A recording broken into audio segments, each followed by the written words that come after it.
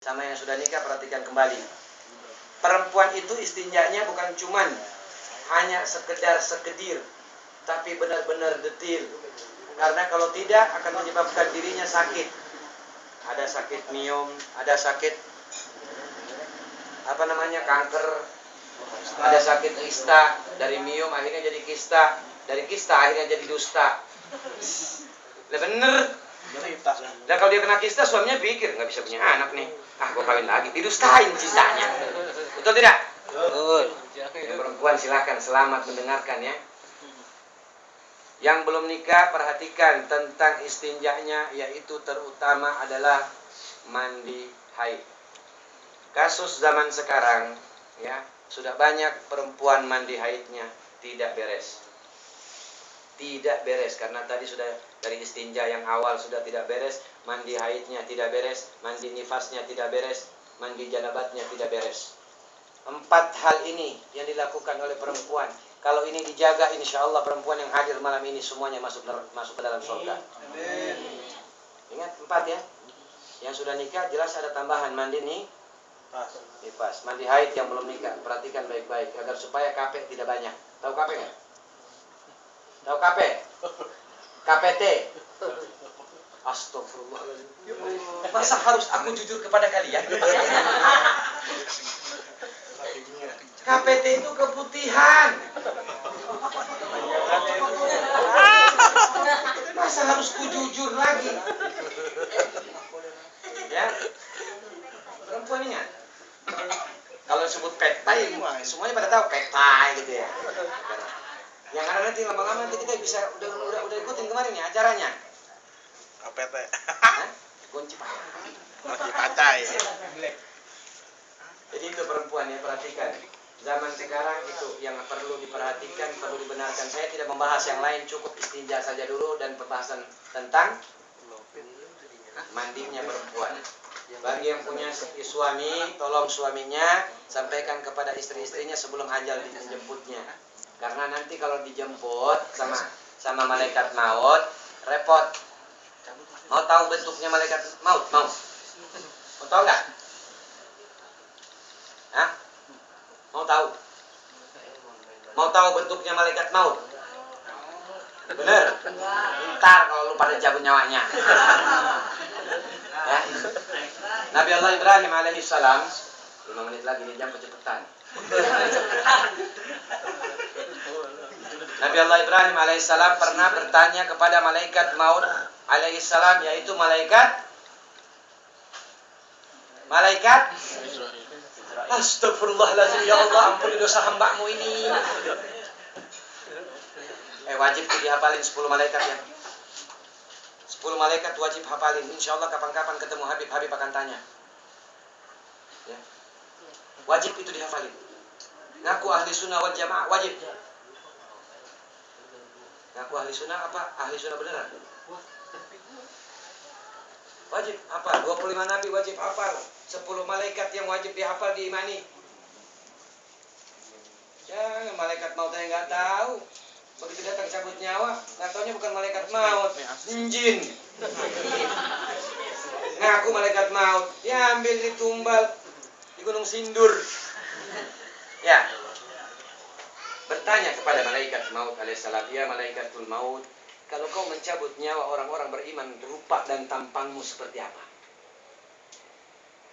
Diwujudkan, cakep, ganteng, luar biasa. Nabi Allah Ibrahim senang. Begitu ditanya, kalau kau mencabut nyawa orang-orang yang tidak beriman kepada Allah,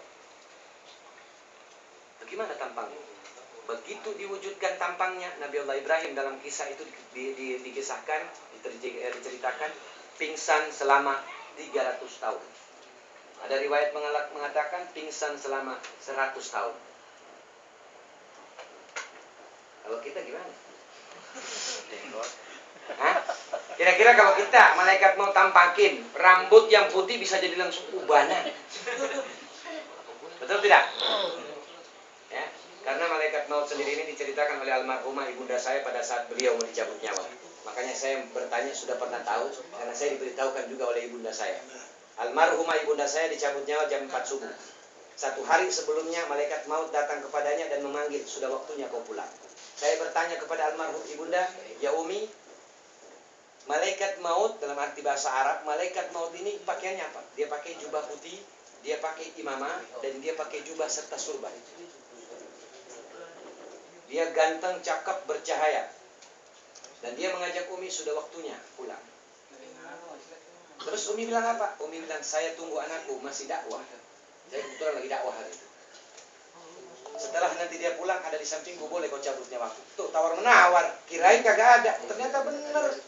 Kau mau meninggal juga, tapi kumpulin dulu, nak warisnya belum bagi. Gitu ya. Betul kagak? Nah, yang kayak gitu. Jadi, ini pelajaran buat kita. Jadi kita biar supaya tahu. Ya. Biar supaya tahu. Ntar kalau malaikat mau datang, liatin. Kalau dia nggak pakai sorban, nggak pakai, ntar dulu, ngeraguin dulu. Balik dulu dah. Pakai sorban, pakai imamah gitu ya. Nggak ada malaikat maut datang pakai botak-botak. Ada yang baru, namanya malaikat maut. Maut, pakai O. Paham tidak? Ya, kayak ini. Alhamdulillah kita sudah walaupun sedikit, yang penting banyak ya. Banyak sawahnya. Taklim kembali insyaallah dengan Ustaz Abdul Bari. Ngeri saya juga. Serem muka dia begitu. Gantengan mana sama gua? Ganteng Ustaz. Gantengan mana? Ustaz ya? Belum ada Udah punya istri. Baru 1 kan? Alhamdulillah saya juga sama. Jadi mudah-mudahan nanti insyaallah Ustaz Abdul Bari akan nanti mengupas itu di taklim, dan saya harap jamaah jangan pernah tinggalkan majelis taklim. Jangan pernah tinggalkan majelis taklim, karena kalau kalian meninggalkan majelis taklim tidak akan bisa menjawab pertanyaan kubur. Ya, tidak akan bisa menjawab pertanyaan kubur. Orang yang lolos salah satunya golongan adalah yang cinta majelis, ikut dalam majelis, belajar di majelis, bawa buku tulis. Ya, kata Imam Ghazali, Hujatul Islam di Kitabi Bidayatul Hidayah, orang yang paling jelek belajar menuntut ilmu adalah orang yang tidak membawa pena dan buku. Paham? Jadi mulai besok bawa ya, karung semen kan nggak apa-apa. Atau karton sekalian. Sekarang lo Direkam. Oh, sekarang direkam, begitu direkam kemasukan virus Pika. Handphonenya modar, catatannya hilang. Paham tidak? Jadi yang saya sampaikan tadi, ada yang paham, ada yang tidak, silakan nanti ke Ustaz Abdul Bari. Mudah-mudahan insyaallah beliau sudah tahu, karena saya tadi ambilnya dari sini. Ada di sini. Tadi saya lagi baca maulid, saya baca di sini. Ternyata di sini semua disampaikan. Mungkin kelewatan kali nggak baca ya. Ya insyaallah mudah-mudahan ilmu yang kita dapatkan malam hari ini, amin. Semoga dari Allah Subhanahu Wa Taala. Amin. Cuma bisa ngisi begini doangan.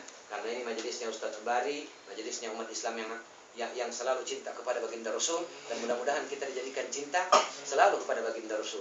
Ingat, selawat jangan pernah putus, dengan majelis taklim jangan pernah putus. 1 langkah kalian melangkah dari rumah, dosa kedua orang tua kita dihapus.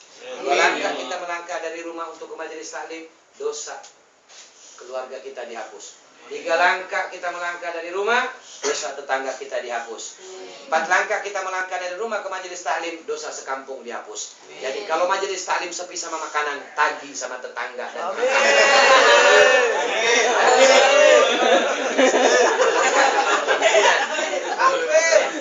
Jadi kalau mereka dapat pengampunan juga, jadi tagih ya, ditain. Sekarang apa? Biarin ya, oke?